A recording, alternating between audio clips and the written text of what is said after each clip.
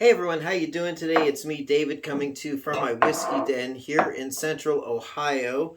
Sorry for the little noise I'm making, but I'm mixing these up so I don't know what's what. We are doing a 90 proof bourbon shootout, and I want, as we're approaching the third anniversary of the channel, I want to do some special stuff. And I started out doing this between in my brain between these two, the new 90 proof Jim Beam Black and Buffalo Trace. Both are 90 proof. I'm like,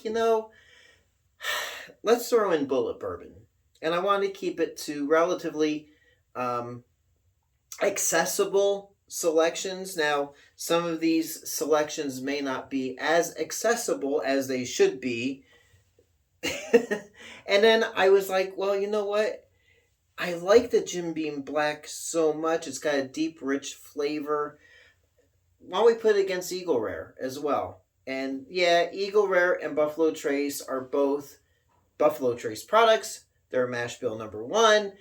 Both are 90 proof. This has got a 10-year age statement. This has a 7-year age statement. I'm not sure about the Bulleit bourbon, the age statement on it, but it's a high rye mash bill. And the Buffalo Trace, I think, carries about between 6 to 8 year. It's no age statement on here, but it's rumored to be between 6 and 8 years. I have my little notebook here. I have a piece of masking tape on the bottom of each of these little glasses telling me with a number so I know which is which. And I'm going to do this. 2, 3, 4.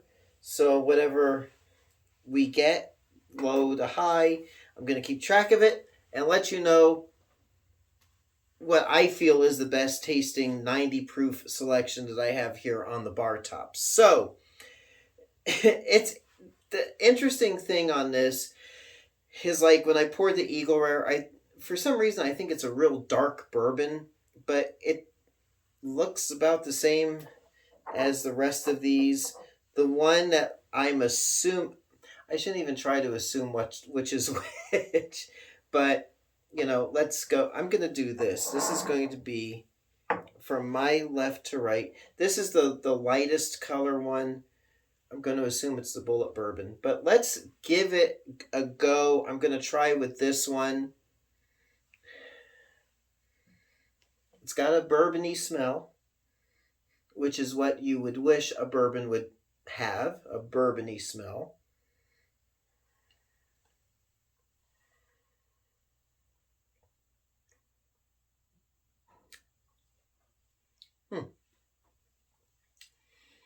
It's not really super exciting. I'm getting a hit of rye, but it tastes more like a 80 proof bourbon. So already I'm going to consider that one in the 4th spot. It can only go up from there. Yeah, I don't know.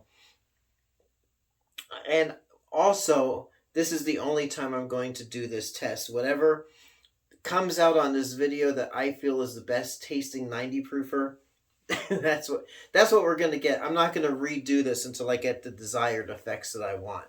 So that first one, even though I'm marking it as a 4, it does warm me up inside.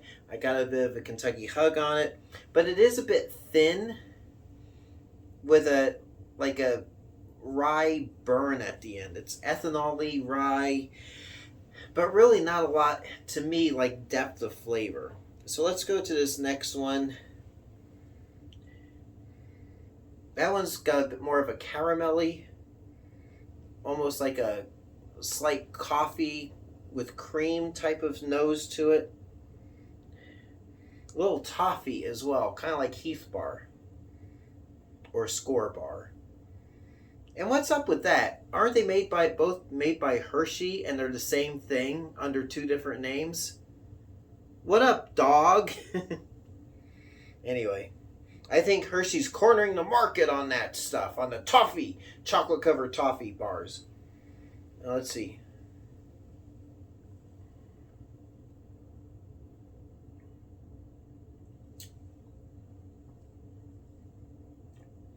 It is got a bit of a toffee note to it. A little malt.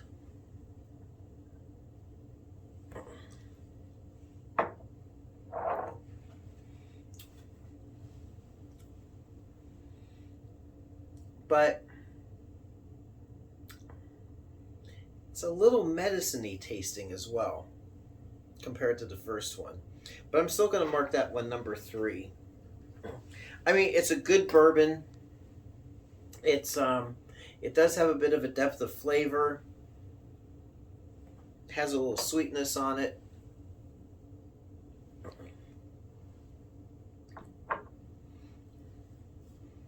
I mean, it's decent.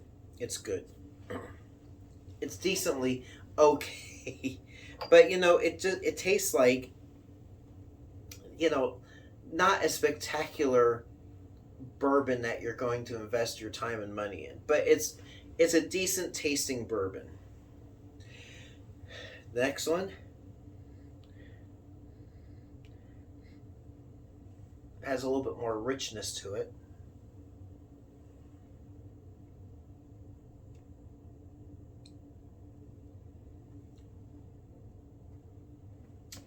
It tastes like everything's a bit more like a blended flavor, which I don't mean like, because all bourbons, unless they're single barrels, are blended from different barrels. But I mean, the flavors are blending together a bit nicer.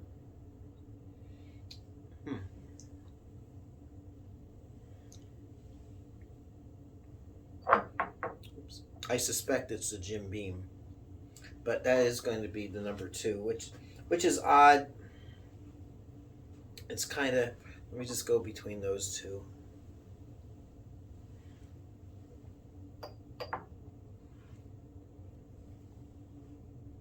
Yeah, and then number 1, or the next one.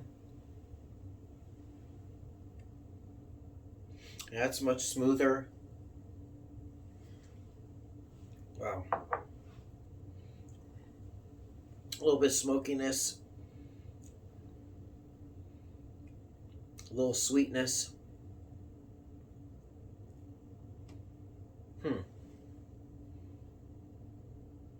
Tastes like it's got a bit more age on it. This never really happens. I usually start, put the first one that I do as number 1 and work down, but it's ironic that doing it this way, actually my choices are from 4, 3, 2, 1. I mean, unless they're just getting better.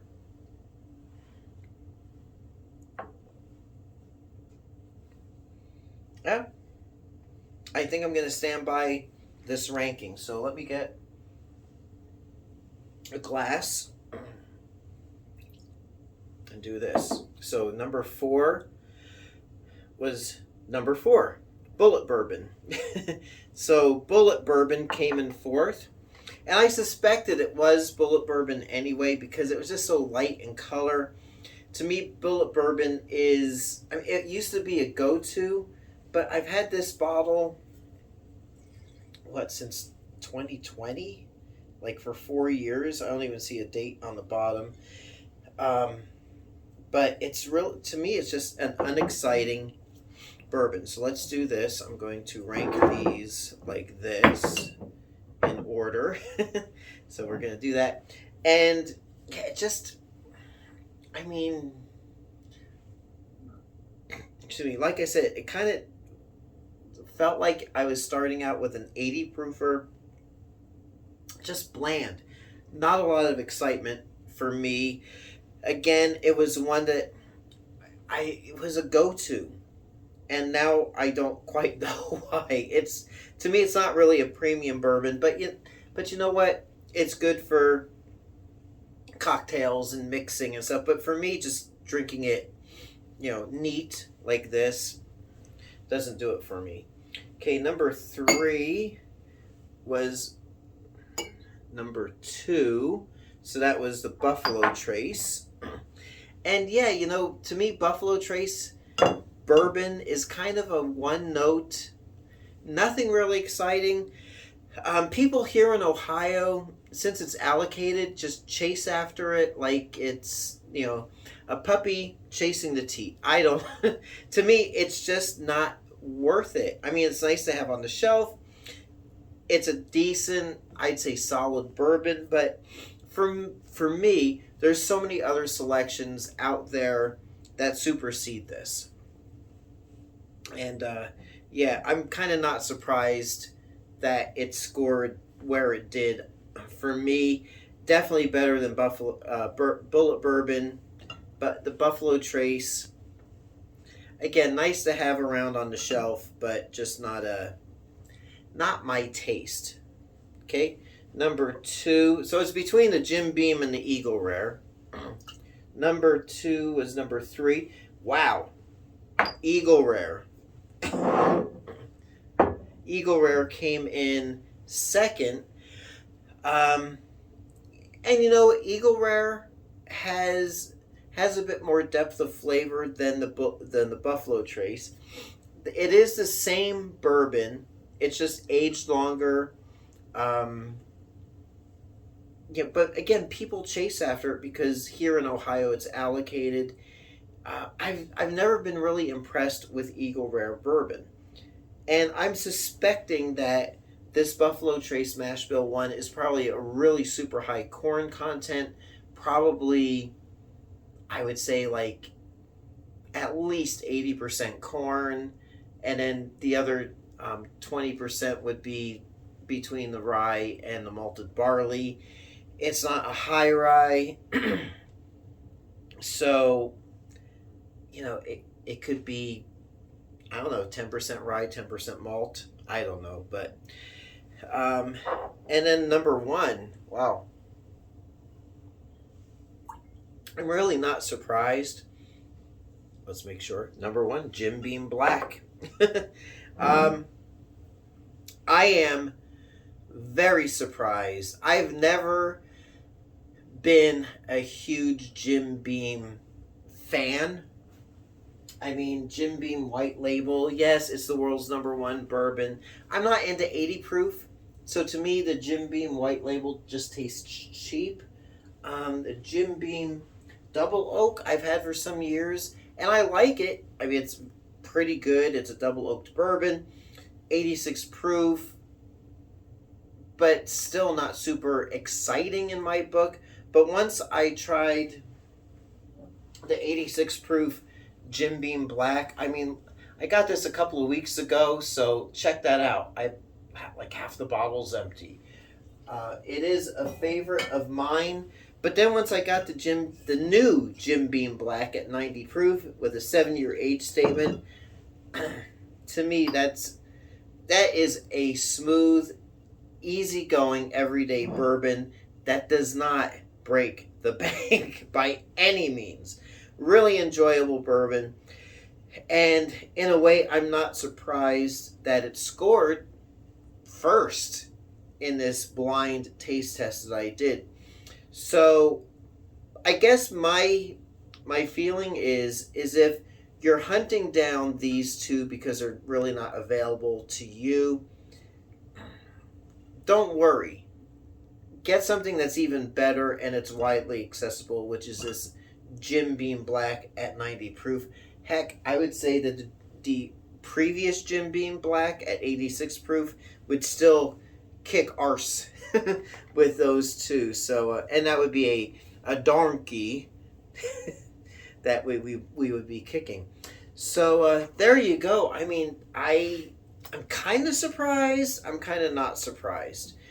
Again, because I like this Jim Beam Black so much. So there you go. 4-way blind tasting. Haven't done one of these for a while. I'm glad I figured let me just try it out. So what of these four, have you had these four particular bottles? Am I off the mark? Has this helped you in making a decision?